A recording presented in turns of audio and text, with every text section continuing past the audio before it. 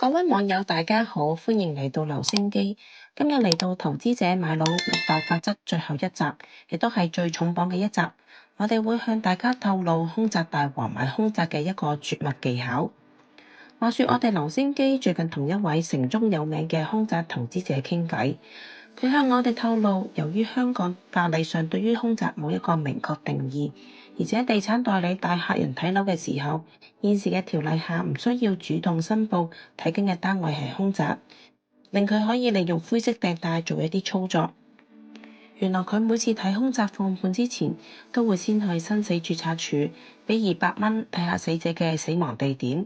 如果死者唔係喺單位入邊離世，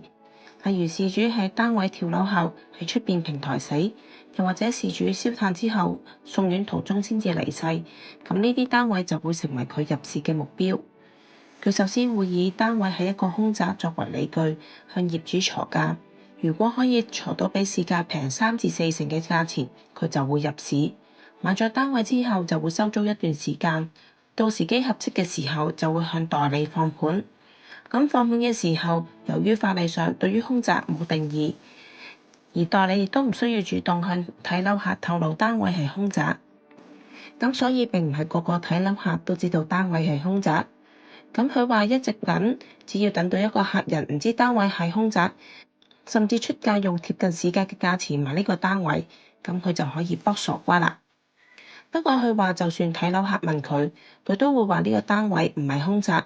因為過去冇人喺單位入邊非自然離世。如果對方唔信佢，咁佢就等下一家。不過如果信佢又買咗單位嘅，佢就大賺一筆啦。佢話買呢類型嘅凶宅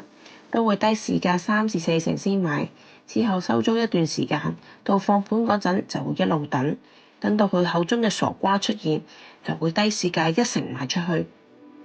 咁即係整個週期至少可以賺2-3成。不過如果計埋當中嘅租金，又或者同期整體樓市嘅升幅，就可以令佢賺得更加多啦。好啦，我哋今個系列講到呢度。如果覺得有趣就讚好我哋嘅頻道，咁你之後就可以第一時間收到我哋嘅影片啦。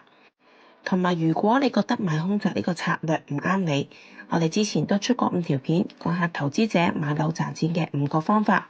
大家有興趣嘅就撳右手邊嘅連結睇下啦。